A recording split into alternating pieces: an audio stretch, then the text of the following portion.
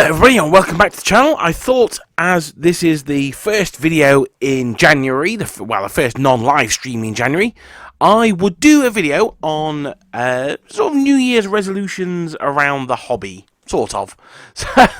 So what I thought we'd look at today is, I don't know if you guys have got new projects or new models over Christmas or anything like that, or maybe just the start of 2022 is a good time to decide that you're going to do that project that you've had on the back burner, or finish off one that is near completion. So what I thought we'd look at is some ideas and strategies for making sure that you achieve your hobby goals this year and you actually get done what you wanted to get done.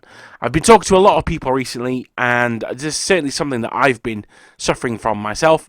It's just a real feeling of prevarication, of feeling that, there's not a huge amount of point in getting stuff done because I don't know if I can meet with my friends and play or anything like that. So I thought, well, let's have a look now at the start of the year about how we can get a hobby project done and how we can use different ideas and techniques to make sure that we're on track. Some of you may remember a video I did a few years ago now on how to start a new army.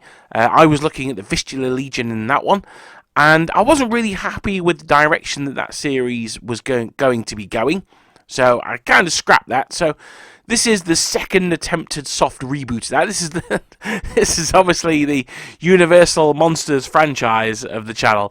I keep trying to soft reboot this one and see if we can get a full franchise out of it.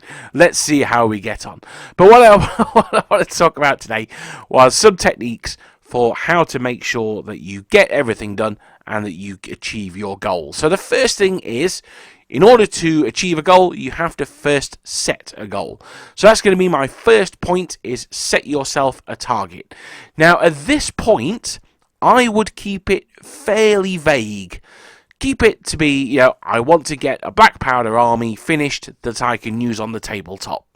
Or I want to get all the models that I own painted, or I want to get just something like that. I was going to go a bit more specific, but that's going to come in the next part. So keep it fairly vague at this point, because the next one is, I should apologise, I've got a bit of a cold, so if I'm swallowing a lot or you hear some weird edits, it's because I've had to stop it to have a bit of a sneeze. But yeah, so the second part is, make your goal an achievable one. Now, that doesn't necessarily mean that the entire goal has to be achievable, but your 2022 goal should be. So for argument's sake, if you said, right, I'm going to collect the entire British Army of the Peninsular War. Okay, well, that's fine, but you're probably not going to be able to do that this year. So try and make it a bit more manageable. So you might say, well, I'm going to collect the 1st Division this year. The next year I'll do the 2nd Division, and so on and so forth. So make it achievable, make it something you can do. Now, this is going to be individual to every hobbyist. So for instance, for me at the moment, I'm back to working 6 days a week. It's going to be unachievable for me to say, right, I'm going to smash out 4 battalions of 36 infantry this month. It's just not going to happen. I'm not going to be able to do in one day everything that I've got to do sort of for life, and paint an entire battalion of infantry as well. It's just not happening. So make it achievable over the 12-month period, and then you can break that down into 6 months, maybe 3 months, maybe a month, and then maybe the weeks as well. So, for example, this is an idea that you could have. I'm going to stick with I'm going to collect the 1st Division of the British Army in the Peninsular War. So that's your annual goal. Well, my 6-monthly goal might be, well, there's 2 brigades in that division, so I want, by the end of June, I want to have 1 division painted. At the end of December, I want to have the 2nd Division painted. So you can then further break that down. Well, how many battalions are in that 1st brigade? Well, there's 4 battalions in that 1st brigade. Okay, so that's 1 battalion a month for the 1st brigade, and then you've got 1 battalion a month for the 2nd brigade as well. Now, you've still got 4 months there that you've not factored stuff in, and we'll come to that in a second. So make it achievable, break it down into those achievable chunks. Someone once said, when we were at Games Workshop, how do you eat an elephant? You eat it 1 bite at a time. And that's the thing here. Break it down into those manageable chunks. Now, what's manageable for you will be different from what's manageable for someone else, which is why I can't give a huge amount of really good advice on this one, because it changes from person to person, and it may even change month to month. So for instance, we've got the 6-day weeks going for January, February, but they're going to end in February, so March onwards I'll have more time to paint. So I might say, for argument's sake, I want to get 2 battalions, in 6 months I want to get 8 battalions painted.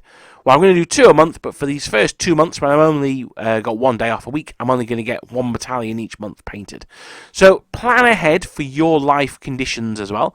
Obviously, if you've got kids or other things like that, you know, it can be a lot more difficult. So yes, so set a goal, but then subdivide that into achievable goals that are time specific. That's the second part of that. So say by the end of 6 months, I'm going to have the first brigade painted. So that means that I need to paint a brigade a month in order to get there, something like that. So you've got these short-term things. You can see if you're on track, if you're ahead or you're behind, and you can either rectify that, or they say it's a bad plan which cannot be changed in the face of the enemy. So that's the other thing. Build in some flexibility there. So I suggested that you do 6 months, you do a battalion a month, but there's only 4 battalions. So you've given yourself there 2 months that you can either do something else. You could maybe paint some cavalry or some artillery, the command bases, or you could even just have a month off. And we'll talk about planning breaks a little bit later on. But yeah, try and allow yourself a bit of flexibility. Build in some flexibility into your plan is what I would suggest.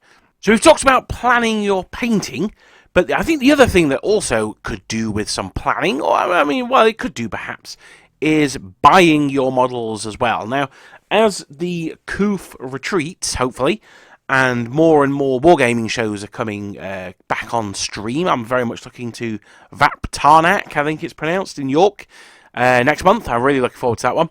Then, as more shows come available, we have the opportunity to buy more stuff. Now, I actually think that's quite a good thing, because I like buying stuff, which is why I'm broke.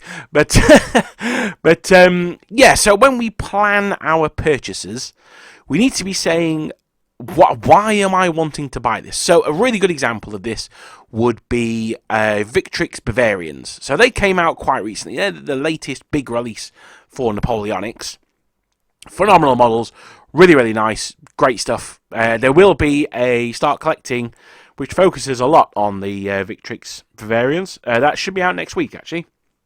But yeah, so the Victrix Bavarians, great. So I look at them and I'm like, you know, yeah, I'm buying myself a bag. And then I thought, well, why? Why do I want to buy these Bavarians? I actually already have a Bavarian army, and they will not scale with these Victrix ones at all. And I'm not painting or collecting Bavarians at the moment. So, do I really need them? And the answer, of course, is, well, no, which is why I haven't bought them. That's no criticism of the models. That's nothing to do with that, although they are huge. They are absolutely humongous. But anyway, there's no criticism of the models inherently. It's just, I don't need them. I've already got a Bavarian army. I'm not getting involved in them. And the reason, because I've got a plan for what I want to do this year, which I may do in a separate video, actually, because I've got a plan for what I want to do this year, they're not in that plan, so I'm not going to buy them.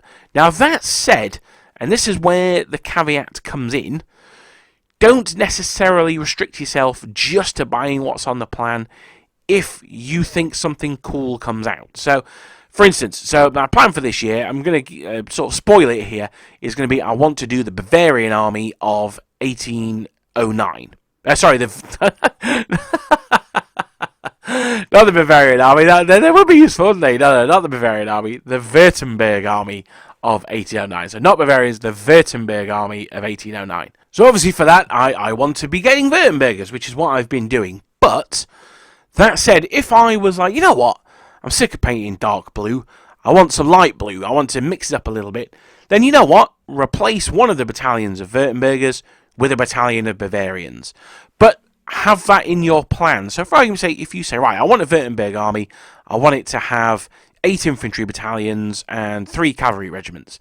Well, factor in that, you know what, I might want to change that up. I might want to break that up. So I'm actually only going to do, you know, I've got my Württembergers. I bought 3 boxes of them. But you know what, for my 4th box, instead of Württemberger infantry, I'm going to buy some Victrix Bavarians. So they're still factored into the plan. You've not gone completely off-piste, but you're allowing yourself something different in there. Or you might say, well, for argument's sake, I was planning on this month finishing off all the infantry, but actually I want to do some cavalry. So you've got that flexibility there. Also, there's two ways of buying your armies, really.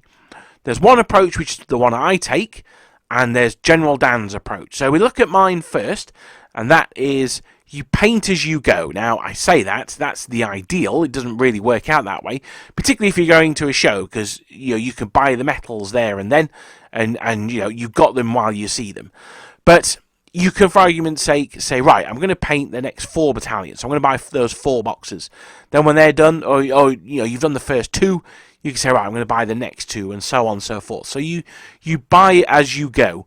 What General Dan does is he gets a list in his mind and he buys it all in one go. Now, I'm not saying that his is a worse approach than mine. In fact, I can see why it would be really good. You start off with a big pile of boxes and you can physically see that pile reducing. If you're constantly adding to it, then obviously it never reduces. So, I can absolutely see where General Dan's coming from. I've done that with my Beastman army, because I was convinced at Games Workshop we're going to stop selling them. So I've got, still in their boxes, an entire Beastman army sat in my cellar. So I'm not saying don't do that, but I tend to find that doesn't necessarily work for me. I tend to like to paint what I've got, and then I can buy some more. But that said, I'm looking over now, and I can see a... what do you call him? A box that you seal with the clips at the top. I want to say Pyrex, but it's not a Pyrex, is it?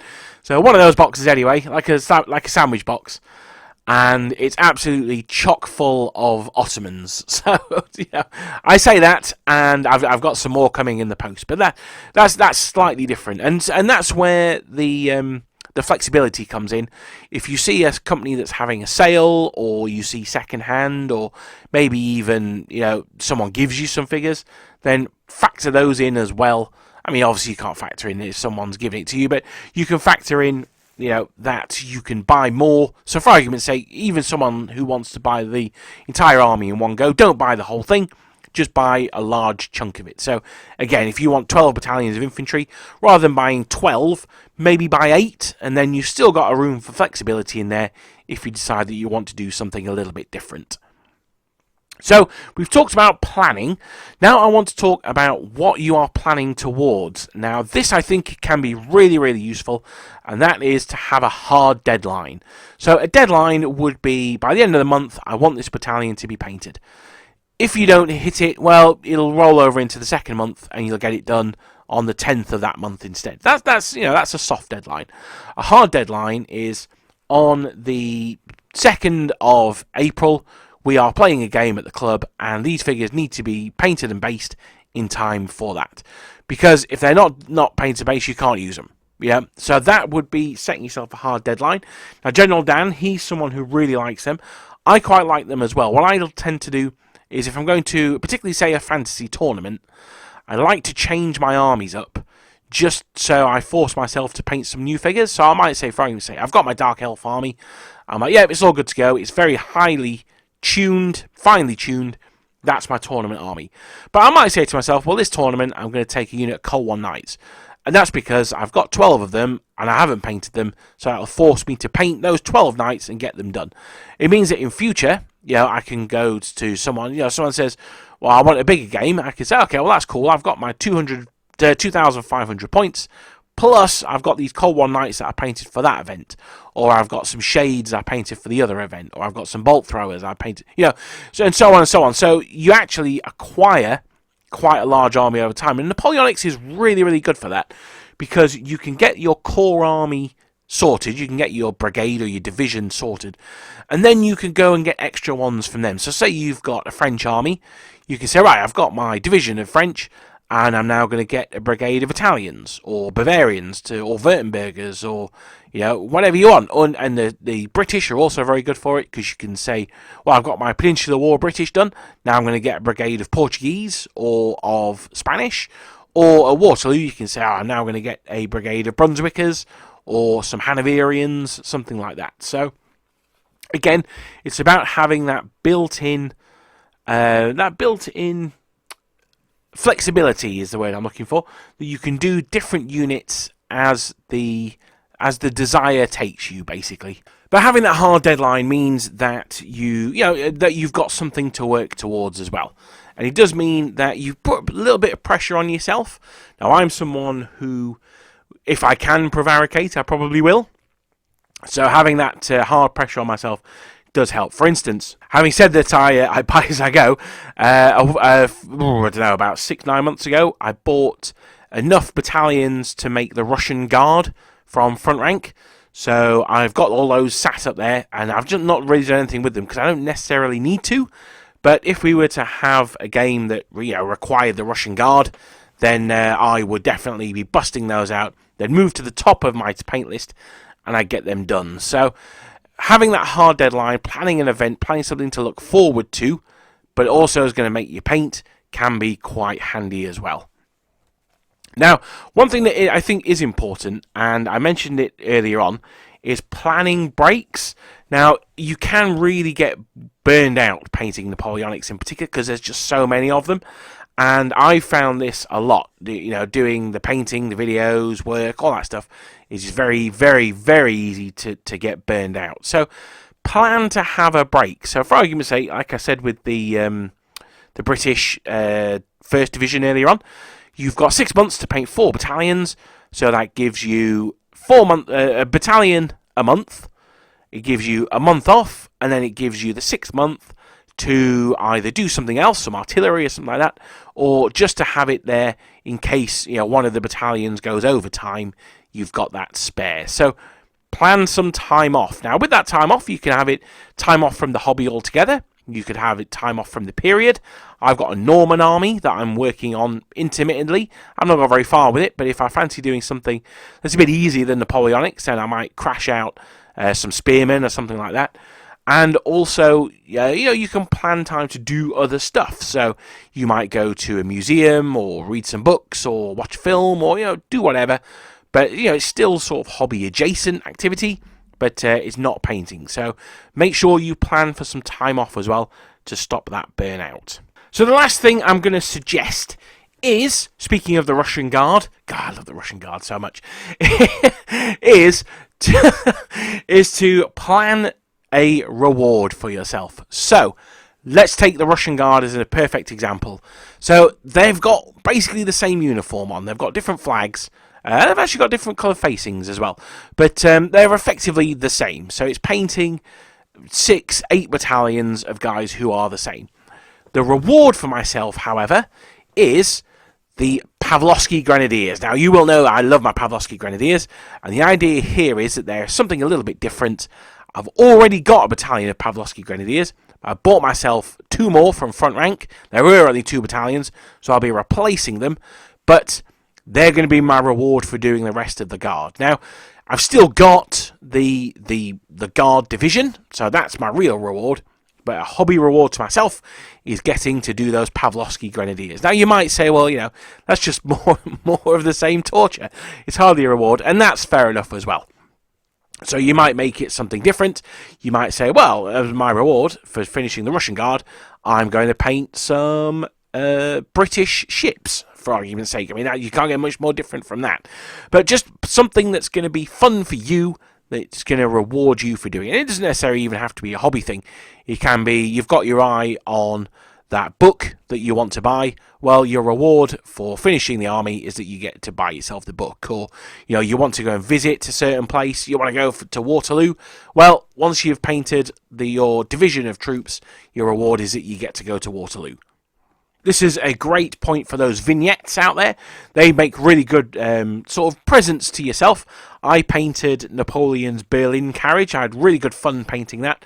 And that was my reward to myself for getting all the figures ready for the great game up in Glasgow. So, like I say, it's about having those things that are a little bit different that you can justify to yourself here. You wanted to get them anyway, but you can justify them here as a bit of a treat for yourself. Speaking of treats, as a thank you for making it this far through the video, we have come to the greatest innovation in the history of wargaming. I think I may be overselling it a little bit, but it is what we call Hobby Bingo. Now, this is a bingo card. For those of you who are not over the age of 70 and from the UK, bingo is a game that is enjoyed by people where you... well, normally it's done with numbers. You call out a number, and if that number is on your card, you get to cross it off. If you cross out a whole row or the entire card, then you win prizes. So it's similar to that. What it is this one is a grid of 16 different boxes, and once you've completed one of them, you get to cross it off. Now, you'll see that one of the boxes is free for your own edition, so that can be... yeah, something that you think of yourself. So it could be Napoleon's Birling Carriage, if that's what you absolutely want. So that's for you to do. But you've seen all the other ones there. I've tried to make them fairly generic, but if there's ones that aren't suitable for you, or you think, well, I'm really not interested in painting any hussars, as an example, so, change that to a unit of dragoons, or something like that. Make it work for you. Let me know if you've changed it, what your ideas are down in the comments down below. I'd be interested to see what people put for their free space. So let me know what you're planning on putting in there down in the comments. I'm not sure what I'm going to do. I shall update you when I put mine in. It may well be to do some Saxon Grenadiers. I quite like the Saxon Grenadiers, but yeah, we'll come to that when we come to that. But yeah, so with this card, try and get all 16 done. That's just over one a month. So some of them are easier than others. I think pretty much anyone can watch Waterloo. In the UK, certainly, you can watch it on YouTube. Master and Commander, not so much. But actually, I should have put the Duelists in there, and I didn't. Oh, well, never mind. So, yes, no. So some of them are easier than others. But if you get all 16 of them done, then you can get yourself a reward. Make sure you write the reward on there so you know what you're working towards. And it doesn't give you an army that you can use on the tabletop, but it varies things up, and it gives you a sense of achievement when you've managed that to put the cross through that box and mark it off your bingo card. So that's it today. Just a fairly brief one. It's been quite generalist.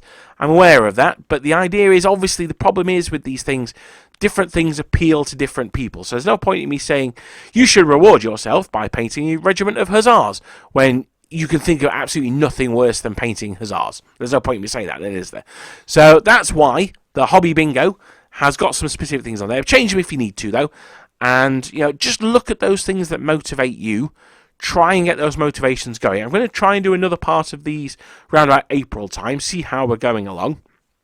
I'm also going to do a video, another getting started video on, well, it's not really a getting started video, it's a how to plan an army. That's what I'm going to be looking at in that one. But that'll be towards the end of the month. Next month should be start collecting Bavarians. So I've been teasing this one since before Christmas. The week after, then I'm not sure what the week after is going to be. The last Sunday of the month, the 30th, there's probably not going to be a video because I'm away that week doing something new and exciting for the channel. So look at that at the start of February. But thank you very much for watching so far. Let me know what's going to be in your free space. Let me know in the comments. Let me know if you've changed any of the ones that I suggested. And I hope to see you guys next time.